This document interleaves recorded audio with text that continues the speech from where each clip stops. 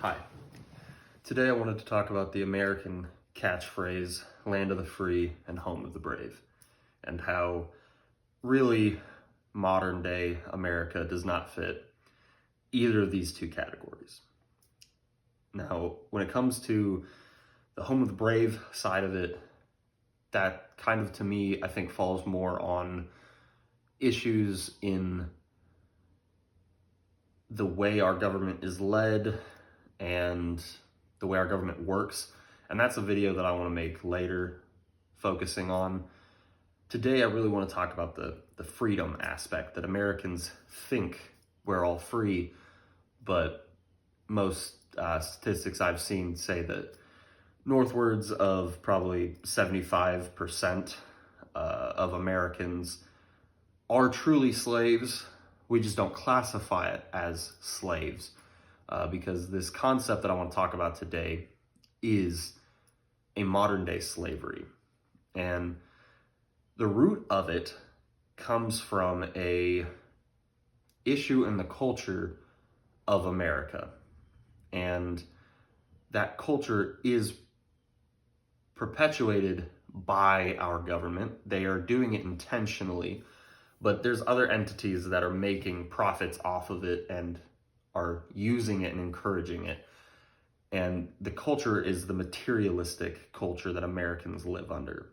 And you look at Americans 150 years ago, 100 years ago even, and we were a lot less materialistic. Our concepts of what were important to us was not having useless, silly, frivolous things. And over the last 100 years, there has been a concerted effort to make sure that every American is going to seek after as much material as they can. You should never be satisfied with what you have. And really, the concept comes from the government side that the more we are willing to buy, the more materialistic we are on a large scale and on a small scale, the government's going to be making money, right? We pay taxes once a year during tax season, and it's a large amount of money from us that, we're checking and giving to the government, and, they monitor it and everything, and all this goes on. They make a lot of money from that. But one of the ways that they also make a ton of money is off of goods. That anytime a good is moved or money is moved, the government takes their little bit. And this is one of the reasons that we have Christmas and Valentine's Day and anniversaries and all these things that it doesn't seem like the government is inherently backing. You wouldn't say that the anniversary culture that we have is, or the gift-giving culture that we have for all these different holidays is made by our government or perpetuated by our government. And yet we look at the way these three-letter agencies are influencing almost every aspect of our lives, and they're in other countries interacting with other people's lives. And this is how they make money. They make their money off of taxes. If you want a pay raise and you're a worker at in some industry, how do you get a pay raise? You invest time, extra time, money, and effort into your business or your company, and hopefully the higher ups see that and they might reward you with a pay raise, or you work long enough and you get step pay. All these, there's effort you have to put in to get more money from the business or the group that you're a part of. For the government, the way a politician gets more money is by increasing taxes. And it's really difficult because nobody wants their taxes increased. So for a politician to get more money, they have to find ways to make you want to pay more taxes. So it behooves them to encourage Americans to desire useless garbage throughout the year. Because when that product is made overseas and it's shipped into America, there's tax. The government makes money. When that product is moved from one warehouse to another, government makes money. When the fuel is used to is bought to move that product, the government makes money. When it gets delivered and it gets put on the shelf, the government can make some money. And when it's bought by you, the government makes money. And you don't want to just buy a random gift, you want to wrap it up. And so that's another item that has to go through this whole process that the government is making money on. And the government makes a ton of money on all this useless little things. And yeah, when you buy a RV or something, the government makes money off that too. When you buy a house, the government makes money off that too. But these little things, they make a steady, massive amount of cash inflow. And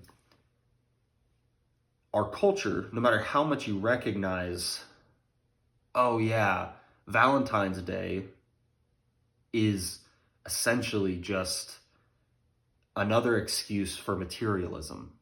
And what does it really mean? The concept of giving a gift loses its meaning because every single year it's a scheduled activity.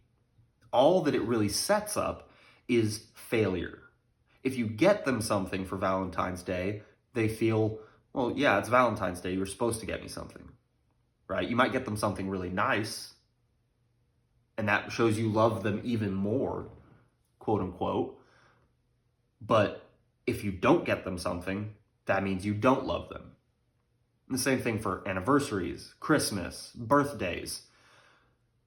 All these holidays are co-opted to being materialistic. Even Easter. Go out and buy candy. Halloween, go buy some cheap costume. Put it that you're going to wear one night. Buy candy. Buy all this garbage. You're just buying stuff all the time. Little things here and there. You go on TikTok and you see these influencers making coffee in special little glass cups and with all this equipment, and you watch it, or they're cooking and they're making all these fancy dinners and they have all this nice cookware, these nice knives, cars. You see other people with nicer stuff and you think, oh, I want that and I want that lifestyle. And if I have the things that they have, I'll have that lifestyle that they're portraying. All of it is ingrained in us to think we will be happier if we have it. And if we don't have it, something's wrong, right? So even if you recognize that this is a materialistic lie and this is a materialistic manipulation, try not getting your wife something for the anniversary. Try not getting her something for Valentine's Day. What are flowers?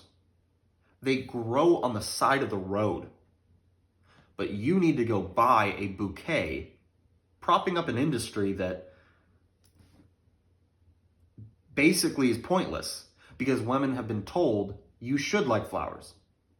If they're not told that it's not a natural activity to just love flowers because it means something. You are taught that a flower means something.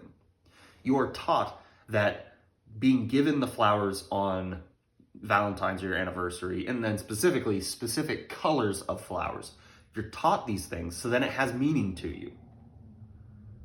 And even if you recognize, like I'm trying to say, that even if you recognize this is just propaganda, you have been trained your whole life to think, my husband getting me flowers means he loves me, and if he doesn't, it means he doesn't love me.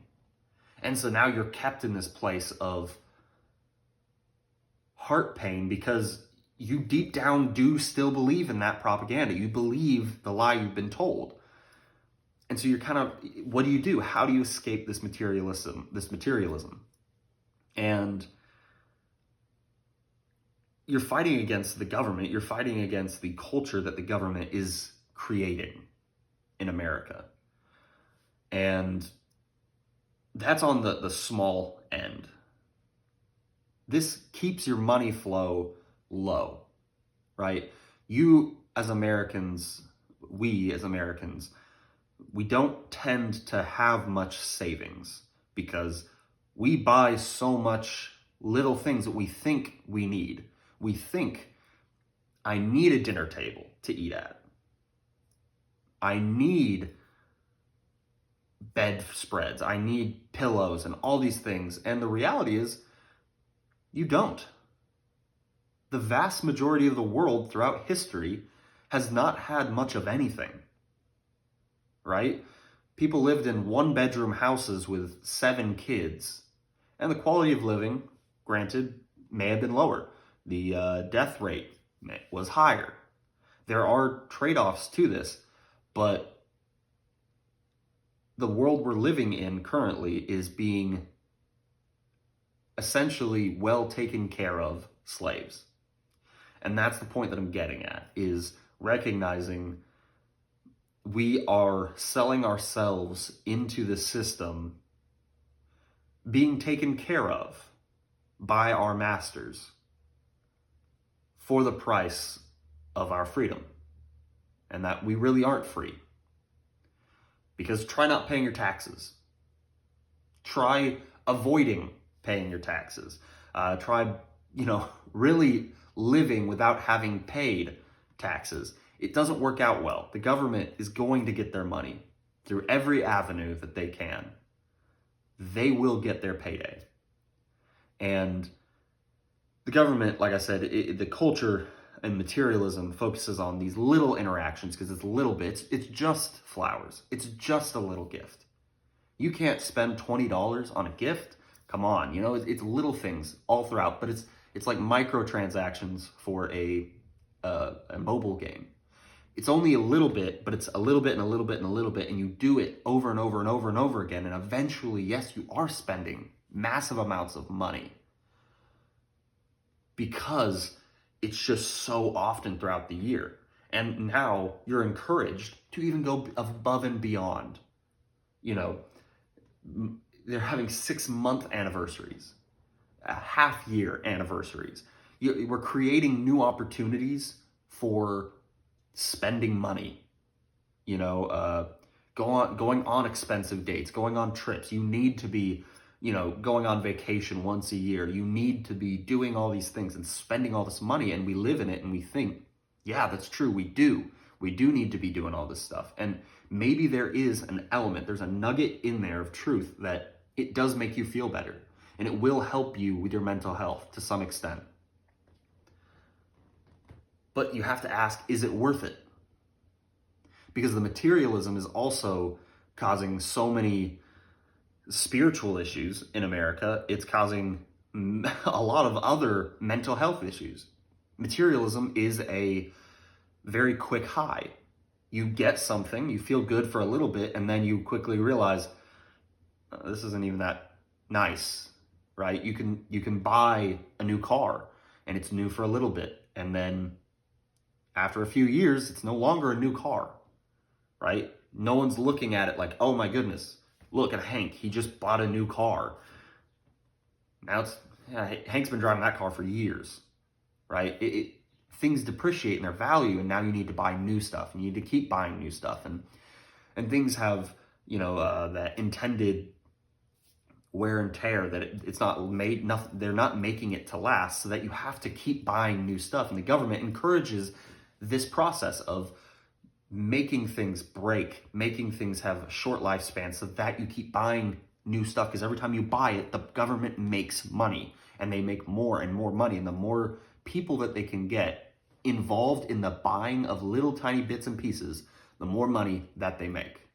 And this is one of the reasons I think that the government is so, really, of the last 30, 40 years, has been so lax and so welcoming to illegals from anywhere and immigrants, is because they want more people in America. And you might say, well, illegal immigrants don't pay their taxes.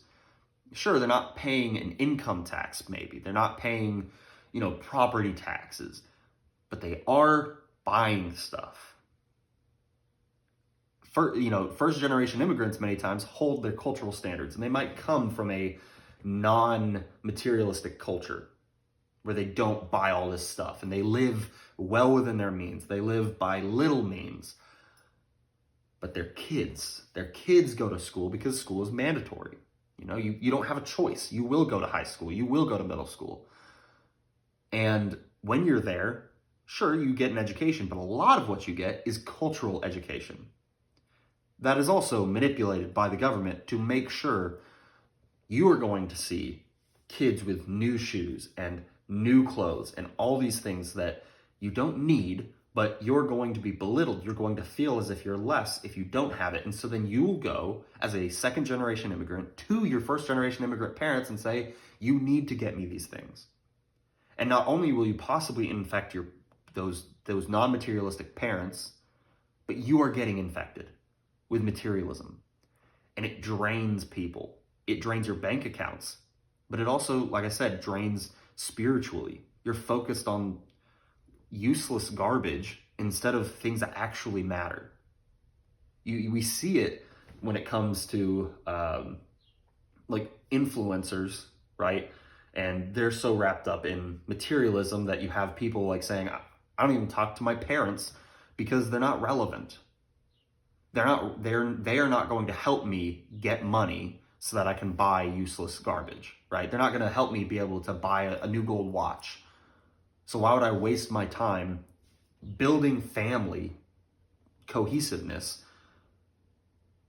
Because it's not going to help me chase the bag. It's not going to help me get more money, inevitably to spend it on stuff that does not actually have value in my life. Because none of it actually has value. A watch might make you feel good for a bit. You might look at it and say, oh, look at my gold Rolex. It's so nice. But again, it's a watch. The function it actually serves in your life is the same as a $5 Minecraft watch you can get from Walmart. Other than being able to show it off to people, boost your pride for a little bit until, he's had that watch forever, or someone else gets a nicer watch. You see that this is, what I'm getting at is that this is a cycle of materialism that our government is pushing out. Then, and this isn't necessarily going to keep you in a slavery aspect. To some extent, we are slaves to the government in that, if the government really wanted to, they could reenact or put back in the draft. They could take your freedom from you at any time. These kind of things that kind of come with the territory of a government that we have to, that just exists. But where the real slavery comes in, almost more terrifyingly, is not to the government. The real slavery of Americans, where the vast majority of Americans are slaves, goes to the banks. Because the banks have been funding the American government, and essentially at this point, everyone kind of understands the Federal Reserve and the banks at large, the international banks, run America. They have the money to be able to run America, and they run most of the countries in the world. But specific to America, they have enslaved us with debt and a debt culture that is built upon the foundation of materialism. And it's a genius plan. And it's so thought out and it's so well worked out that from the time you turn 18 till essentially you are no longer able to produce anything, where you're no longer worth being a slave to them, you will be a slave. They can make it to where the whole time you are going to be their slave. What I mean by this is, I'll walk us through this. You turn 18, and what does every American high schooler want? What is their next step? Some people might say, oh, well, it's a trade school or something else. And most schools will kind of give a passive, like, okay, yeah, that's fine. That's a needed aspect, and they'll get you in other ways, mind you, if you go that route. But every student, from the time they're in middle school, it starts, and even some in elementary school, you're taught that you need to go to college. You need to. Because if you're a college graduate, you're going to make more money, and you're going to have a higher quality of living, and you're going to have all these things, and you need to go to college. You need to strive to go to college. And we're going to celebrate, we're going to celebrate kids who go to college, and, oh, he's the first in his family to go to college, or, she's the first in her family to go into this form of college or go to this level of college. And we're not necessarily saying that you're dumb and poor and, all these, we're not attacking you negatively because you don't go to college. But psychologically, we are telling you it's bad to not go to college because we're giving praise, we're giving positive to those who do. Your brain will automatically make that connection that I'm not getting positive because of the way I'm going. They are getting positive reinforcement here. I'm not getting any reinforcement here. I should be going over there. And you have people in those blue collar fields that are like, man, I should have gone to college. And you know what? I'll go to online college, or I'll go to these other colleges. And so they'll still try to wrap you up. They'll still try to get you, because not only is college another way for the government to indoctrinate and for these three-letter agencies to further perpetuate the mindsets that they want in you, but it's a great way of getting people started in debt. And we even see memes about it, that, someone with a college degree and a good financial plan can't get a bank loan to start their business.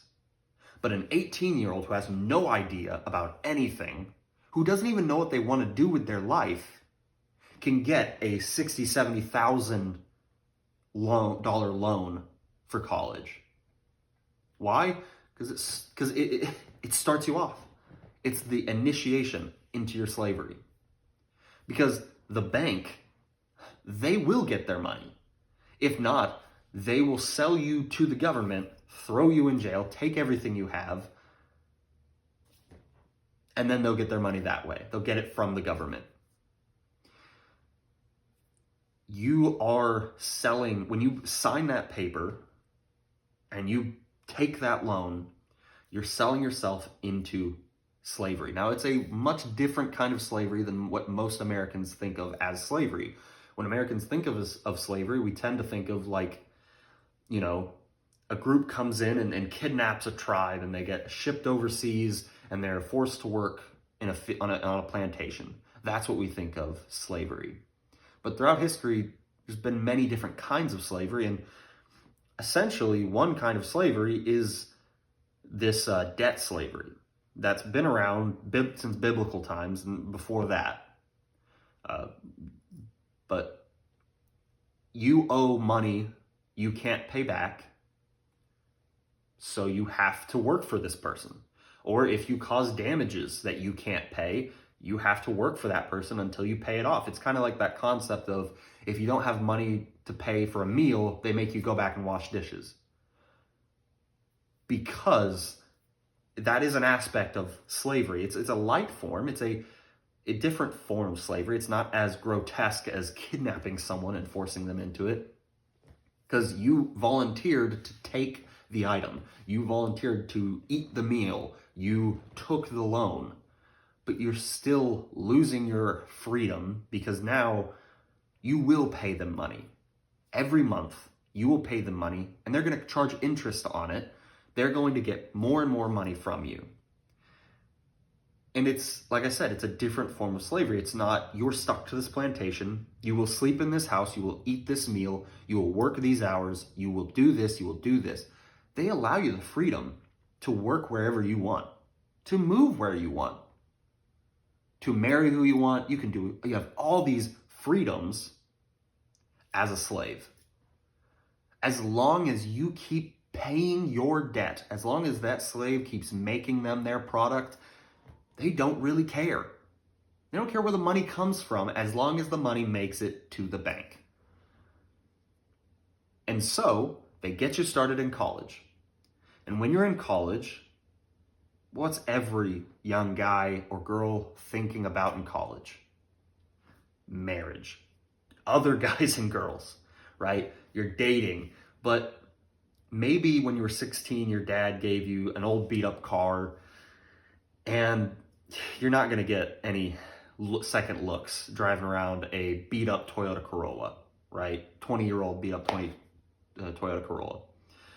So you need to take out another loan. You need to take out a car loan to buy a nice fancy Camaro or some kind of sports car, some muscle car, something that's going to catch the eyes, because you'll see on TV or you hear in TikToks or these on social media these times when someone who wasn't this guy who didn't have a lot else going for him had a nice car, and he got a really smoking hot girl because he had this nice car, or he had a nice watch, or all these things.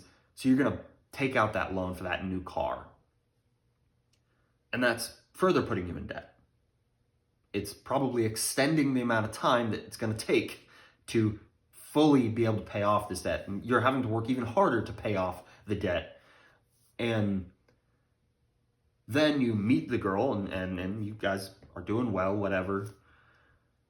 You're getting ready to graduate college, and you're thinking, maybe I'll go back home. You're not going back home. You're not going to live with your parents. You're not some disgusting basement dweller. It's not like the majority of human history, families have always lived together, essentially their entire lives. No, the American dream is to never live with your parents again. Basically never see them again except at holidays. So what you need to go do is get an apartment for a little while. It's okay to be young in your mid to early 20s, living in an apartment. But even then, if you're not buying, you're wasting your money, right? You need to go get a mortgage. You need to go buy a house. And so when you do that, you're putting yourself down for another 30, 40 years maybe of debt slavery. All for a house that can't really, you're going to be paying a lot of stuff for that house. Something breaks, you're going to be paying for it. And you're not going to have really a whole lot of help from anyone else. And so all these other new materialistic stuff, you're going to have to be paying for. And the best part is your parents are in on it. Your parents are so bought into that as well. They don't want you to come back and live with you, live with them. They push you out of the nest. And the worst part is, as something that I've seen in the kind of work that I do, you see a lot of elderly people who have bought into this American dream of like, by the time my kid's 18, they leave the house and the bird flies and they never come back, right? And now mom and dad did that for so long, and they believed that with their whole heart. They thought, man, I did good raising my kid because they left, and now they live in a different state and they're making a ton of money, and they're having, they have this nice house and all this stuff. And now I'm too old to do anything, and things are getting harder. My back hurts and my body's aching and I need help, but my family's not around. Now all of a sudden you have these elderly people realizing life kind of sucks when you're alone, right? Because my family left me. I pushed my family away because I was told that's what Americans should do. You shouldn't live with your parents. I don't want my kid. If my kids live with me whenever they turn to an adult, that's a failure on my part and their part. So I'm going to push them away. And now we have to send our old people into nursing homes to be cared for by random CNAs, people that took a 6-month class, and God bless CNAs. They do incredible work, and they are shoring up the failure that our society has made. Families should take care of families. It is a disgusting failure of our society that our government has perpetuated to instill this, that has made elderly people living by themselves or having to live in care homes when they should be being taken care of by their family. People are happier, not just in communities, with their family, with people that they have roots with, that they have connection with. But our society has destroyed that, and that's another video to even get into that. But back to the point, back to the little timeline thing. So you bought this house, and now you're getting ready to get married, right? You've been dating this girl since college. You got to get married to her, and you got to buy a ring for that, right? You got to get a diamond ring. Why? Doesn't make any sense. Diamond rings diamonds are worthless in themselves, right? They have value because we put value on it. A rock that is indistinguishable from glass without a laser technology, without some laser device to be able to tell, oh yeah, this is a diamond instead of just a piece of glass, is the most ridiculous thing that we have all bought into.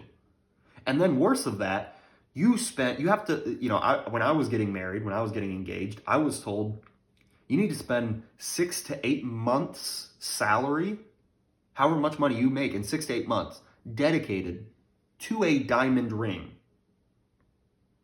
The gold on a diamond ring is at least, even gold is culturally given value. In ancient times, it had a little bit more value because of, you could make cups out of it or utensils, and gold was a metal that doesn't interact with acids in the food, and it doesn't make your food taste bad. That's why silver and gold used to have a lot of, and it doesn't tarnish, silver and gold at least has some value in itself. But diamonds, it's the most popular gem, and it's worthless other than its utilitarian purpose of being put on saws. We put brown diamonds, these low-grade diamonds that we're not going to put in jewelry, the diamonds that are less close to glass, we put in medical saws and on a K-12, on a circular saw used by firefighters. We put diamonds on the edge of that. But yes, we also need to spend thousands of dollars on a rock that is indistinguishable from glass. And the bigger, the more you love her, right? And the girl, she's gonna think that, she's gonna believe that, because she's gonna have been told that since she was a child, that the bigger the rock, the more he loves you. And so yes, you might take out a loan to be able to pay for it. You might just nickel and dime your way into saving up that much money, but you're going to have to spend it. You're going to have to buy that stupid rock, and you're going to like it. Like all these things, you're going to do it and you're going to like it, is the culture that we've built up. So then you get married to her, right? And again, weddings, the whole thing, just materialism. And they pushed in shows and movies and all throughout our culture that you need to have as big a wedding as you can. And you're only going to get married one time, right? And so your wedding needs to be the biggest day of your life. And, if you can't pay for it, her parents should pay for it, or both the parents come together and they pay for it. And you need as much glitz and glam and as much money as you can spend into this wedding. And you need alcohol, and that alcohol is going to be ridiculously expensive at your wedding, because if you don't get alcohol at your wedding, people probably aren't going to come, right? And that's largely true, right? If you don't have alcohol, people aren't going to come. You'll have some family members that feel like they have to, but you're going to spend an insane amount of money is going to be spent on weddings, which again goes to the government, goes everywhere. And so you then have that wedding, and you're in your house, you have your car's getting old. Now it's 6 or 7 years old. You've gotten a new job, and you're trying to present yourself as someone important, as someone who's, worthy and all this stuff. And so you probably need a new car because that car is older now. So you're going to sell that car, buy a new car, trading debt, just keep buying new cars. Every time you get close to paying off your car loan, that's the time that you need a new car. You're never going to be able to afford a car outright, so you're always going to be taking out a car loan. And you're going to be taking out a car loan and a car loan. And we're going to give you a credit score that essentially is going to open the more slavery you have, the more slavery you can have. And we're going to incentivize you to put yourself into bigger slavery. You need to be in a lot of little slavery over a long period of time so that you can be more enslaved. And even when you eventually get close to paying off your house is going to be old. You're going to maybe grow too big, or you're too small, or there's something wrong with your house. Never be satisfied with anything.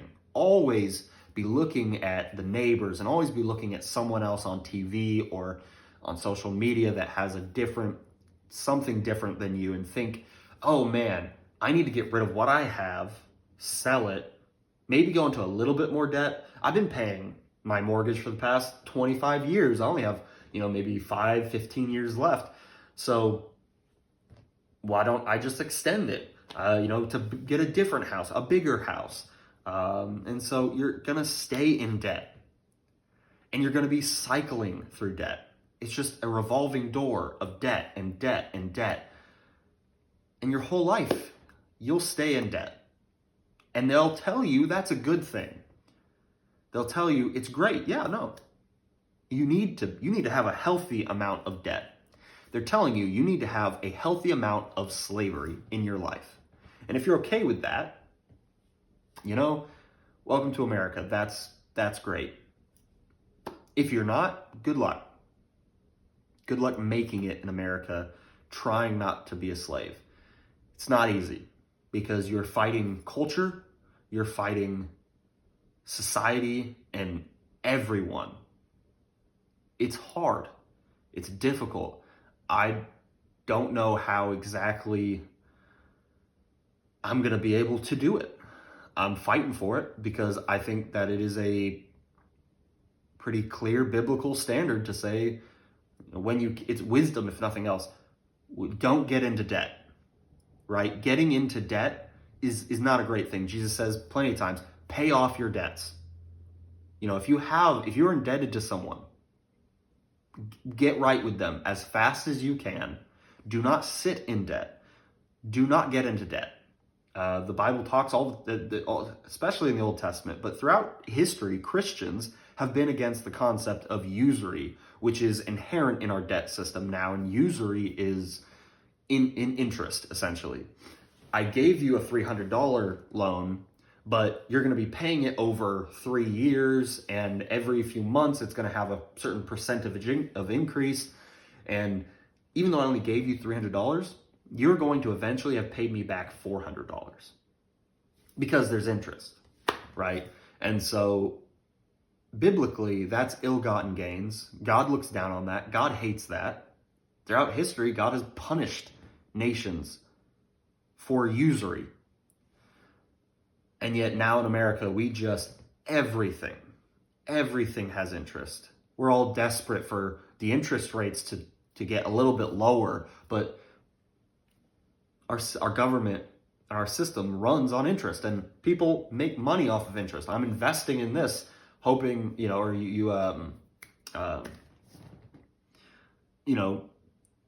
people invest money to try to get interest back, or I forget what it's called, but we make money off of interest. They make money off of interest. All of it is technically, it is a sin. Usury is a sin. It is ill-gotten gains. It's not something as God has intended. It's something that upsets God because it's mistreatment. It is wrong. And essentially, when you look at it, I can't remember the exact number, but I know when I had seen it a few weeks ago, they were saying it was north of 75% of Americans are in some form of debt. essentially, again, what that's saying is over 75% of Americans are enslaved to some extent. Because apart from the contract, right, that says you have this long to pay it off, you're in debt to that person. You used their money, right? You owe them, and they can come and take it if they really wanted to. And who's going to stop them? Who's going to stop the bank from saying, you know, actually, we own you because you are, you know, so much in debt. We're going to take it from you. And the American government is not going to step against the banks that the American government is in debt to. Because it all works together. They're all in bed with each other to drain, battery farm the American people. And that's pretty much just what I've been thinking about recently. And I wanted to make this video on. And again, I'm probably never going to post these, but, you know, it's good to create something. But thank you for watching.